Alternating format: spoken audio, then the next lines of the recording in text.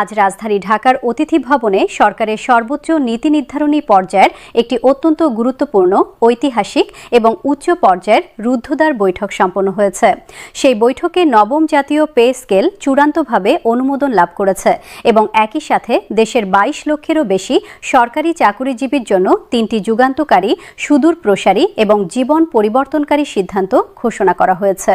এই 3টি সিদ্ধান্ত দেশের সরকারি কর্মচারীদের পেশাগত জীবন, পারিবারিক জীবনমান, আর্থিক নিরাপত্তা এবং সামাজিক মর্যাদায় এক নতুন ও উজ্জ্বল পরিবর্তনের সূচনা করবে বলে সরকারের সংশ্লিষ্ট মহল দৃঢ়ভাবে আশাবাদী। আজকের এই অত্যন্ত তাৎপর্যপূর্ণ বৈঠকে সভাপতিত্ব করেন গণপ্রজাতন্ত্রী বাংলাদেশ সরকারের প্রধানমন্ত্রী তারেক রহমান।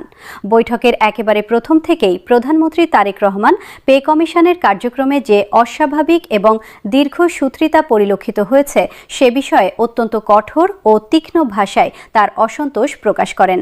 তিনি সরাসরি প্রশ্ন রাখেন যে একটি জাতীয় গুরুত্বের কাজে এতটা দীর্ঘ সময় ব্যয় হওয়ার পেছনে প্রকৃত কারণটি কী এবং এই অগ্রহণযোগ্য বিলম্বের দায় ঠিক কার উপর বর্তাবে। প্রধানমন্ত্রী তারেক রহমান বলেন, তিনি নিজে সরাসরি উদ্যোগ নিয়ে এই পে কমিশন গঠন করেছিলেন এবং কমিশনের দায়িত্বে যাদের নিয়োগ দেওয়া হয়েছিল তাদের পেশাদারিত্ব, প্রশাসনিক দক্ষতা এবং দীর্ঘ অভিজ্ঞতার উপর পূর্ণ আস্থা রেখেই তিনি আশা পোষণ করেছিলেন যে সর্বোচ্চ 2 থেকে 3 মাসের মধ্যে নবম পে স্কেল বাস্তবায়নের সমস্ত প্রাথমিক কার্যক্রম সুচারুভাবে সম্পন্ন হবে এবং গ্যাজেট প্রকাশের পথটি সুগম হবে। কিন্তু বাস্তব পরিস্থিতি সম্পূর্ণ ভিন্ন চিত্র উপস্থাপন করেছে। অযৌক্তিক ও অগ্রহণযোগ্য দীর্ঘ বিলম্বের কারণে দেশের প্রতিটি বিভাগে, প্রতিটি জেলায়, প্রতিটি উপজেলায় এবং মাঠ পর্যায়ে কর্মরত লক্ষাধিক সরকারি চাকুরিজীবীর মনে এক গভীর হতাশা, তীব্র ক্ষোভ এবং দীর্ঘস্থায়ী অনিশ্চয়তার পরিবেশ তৈরি হয়েছে। একটি দায়িত্বশীল ও সুশাসিত সরকারের জন্য এই পরিস্থিতি কোনোভাবেই কাম্য নয় এবং প্রশাসনিক কোনো বিবেচনা থেকেই এটা গ্রহণযোগ্য নয়।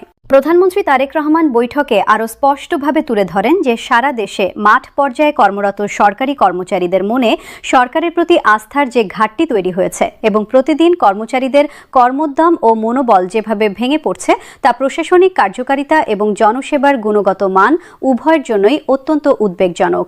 প্রধানমন্ত্রী বলেন, কর্মচারীদের মনে এই ক্ষোভ ও হতাশা যদি আরও দীর্ঘ সময় পুঞ্জীভূত হতে থাকে তাহলে রাষ্ট্রীয় সেবা প্রদানের সামগ্রিক কাঠামো ধীরে ধীরে দুর্বল ও অকার্যকর হয়ে পড়বে।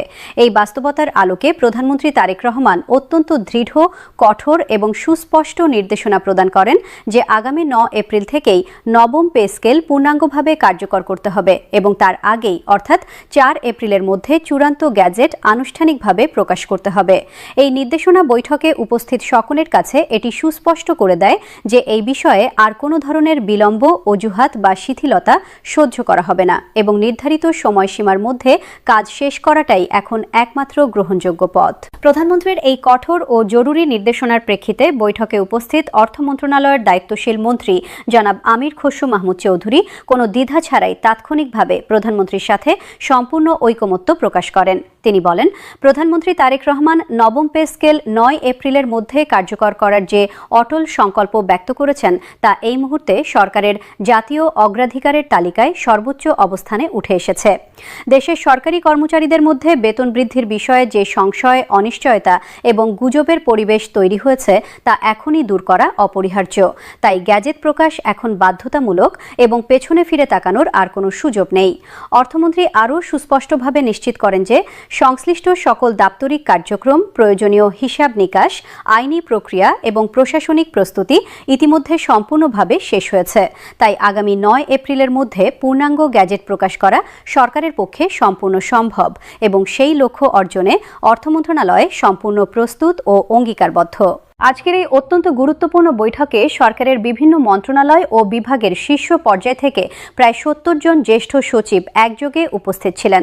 এই বিশাল সংখ্যক জ্যেষ্ঠ সচিবের একটি একক বৈঠকে একত্রে উপস্থিত থাকার ঘটনা নিজেই একটি অত্যন্ত তাৎপর্যপূর্ণ বিষয় এবং এটি প্রমাণ করে যে সরকার নবম পে স্কেল বাস্তবায়নকে এখন কতটা গুরুত্বের সাথে দেখছে। বৈঠকে এই জ্যেষ্ঠ সচিবরা বেতন বৃদ্ধি ও পে স্কেল বাস্তবায়নের বিষয়ে ইতিবাচক, সুচিন্তিত এবং তথ্যভিত্তিক যৌক্তিক মতামত উপস্থাপন করেন।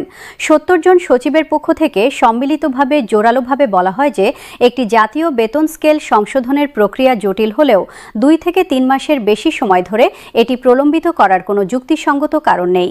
জ্যেষ্ঠ সচিবরা বিস্তারিতভাবে জানান যে গত বছরের জুলাই মাসে অন্তর্বর্তীকালীন সরকার পে কমিশন আনুষ্ঠানিকভাবে গঠন করেছিল এবং কমিশনকে সর্বোচ্চ ৬ মাস পর্যন্ত সময় বরাদ্দ করা হয়েছিল, কিন্তু সচিবদের মতে সঠিক পরিকল্পনা ও দক্ষ প্রশাসনিক ব্যবস্থাপনার মাধ্যমে ৩ মাসের মধ্যেই পূর্ণাঙ্গ গ্যাজেট প্রকাশ করা সম্পূর্ণ সম্ভব ছিল। এই বাস্তবতার নিরিখে পে কমিশনকে এখন যথাযথ জবাবদিহিতার আওতায় নিয়ে আসা অপরিহার্য হয়ে পড়েছে। সচিবরা বৈঠকে স্পষ্ট ও বলিষ্ঠভাবে তুলে ধরেন যে দেশের সরকারি কর্মচারীরা বর্তমানে যে অর্থনৈতিক চাপ, বৈষম্য এবং জীবনযাত্রার কষ্টের মুখে পড়েছেন তা উদ্বেগের সকল সীমা ছাড়িয়ে গেছে। বিশেষ করে গত কয়েক বছরে মুদ্রাস্ফীতির হার যেভাবে ঊর্ধ্বমুখী হয়েছে এবং নিত্য প্রয়োজনীয় পণ্যের দাম যেভাবে মানুষের ক্রয় ক্ষমতার বাইরে চলে যাচ্ছে, তার বিপরীতে সরকারি কর্মচারীদের বেতন দীর্ঘদিন প্রায় অপরিবর্তিত থাকায় তারা একটি ক্রমশ গভীর হওয়া আর্থিক সংকটে পড়েছেন। এই পরিস্থিতিতে দ্রুততার সাথে নবম পে স্কেল কার্যকর করা এবং সরকারি কর্মচারীদের ন্যায্য বেতন নিশ্চিত করা এখন শুধু প্রশাসনিক দায়িত্ব নয়, এটি একটি নৈতিক ও মানবিক বাধ্যবাধকতায় পরিণত হয়েছে। সচিবরা আরও বিস্তারিতভাবে জানান যে দেশের বিপুল সংখ্যক সরকারি কর্মচারী আর্থিক দিক থেকে অত্যন্ত বিপর্যস্ত ও কঠিন পরিস্থিতিতে দিন কাটাচ্ছেন। পরিবারের মৌলিক চাহিদা পূরণ করতে, সন্তানদের পড়াশোনার খরচ মেটাতে এবং চিকিৎসার ব্যয় বহন করতে তাদের একটি বড় অংশ বিভিন্ন আর্থিক প্রতিষ্ঠান থেকে ঋণ নিতে বাধ্য হয়েছেন। এই ঋণের বোঝা শুধু তাদের আর্থিক অবস্থাকেই বিপর্যস্ত করছে না, একই সাথে তাদের মানসিক স্বাস্থ্য, পারিবারিক জীবনের স্থিতিশীলতা এবং কর্মক্ষেত্রে সামগ্রিক কর্মদক্ষতাকেও মারাত্মকভাবে প্রভাবিত করছে। তাই নবম পে স্কেলের আওতায় সকল ধরনের আর্থিক সুযোগ সুবিধা বৃদ্ধি করে সরকারি কর্মচারীদের প্রকৃত অর্থনৈতিক সক্ষমতা নিশ্চিত করাটা এখন সময়ে সবচেয়ে জরুরি দাবি। কারণ আর্থিকভাবে সুস্থ ও মনোবলে উজ্জীবিত একটি সরকারি প্রশাসন ছাড়া দেশের উন্নয়ন কার্যক্রম কাঙ্ক্ষিত গতিতে এগিয়ে নেওয়া এবং কোটি মানুষের কাছে মানসম্মত সেবা নিশ্চিত করা কখনো সম্ভব হবে না। আজকের এই বৈঠকে প্রধানমন্ত্রী তারেক রহমান সরকারি চাকুরিজীবীদের পক্ষে যে দৃঢ়, স্পষ্ট এবং আবেগপ্রবণ বার্তা দিয়েছেন তা দেশের প্রতিটি সরকারি কর্মচারীর কাছে একটি নতুন অনুপ্রেরণার বার্তা হিসেবে পৌঁছে গেছে। তিনি বলেন, এই দেশের সরকারি কর্মচারীরা রাষ্ট্রের সবচেয়ে গুরুত্বপূর্ণ স্তম্ভ এবং জনসেবার মেরুদণ্ড। তারা দেশের প্রতিটি প্রান্তে কোটি মানুষের কাছে রাষ্ট্রীয় সেবা পৌঁছে দেওয়ার মহান দায়িত্ব পালন করে চলেছেন। তাদেরকে আর কোনো অবস্থাতেই অবহেলা, অবমূল্যায়ন বা উপেক্ষা করা যাবে না।